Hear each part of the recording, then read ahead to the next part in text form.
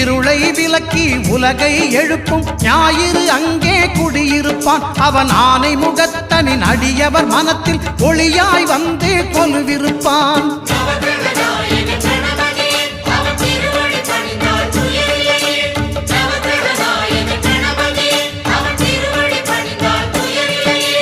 ஒன்பது கோளும் ஒன்றாய் காண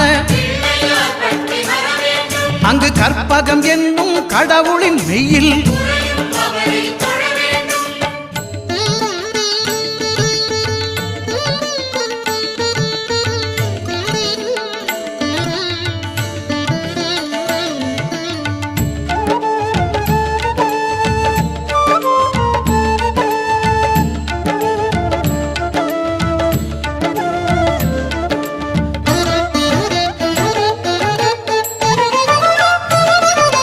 திங்கள் பகவான் திருமுகம் காண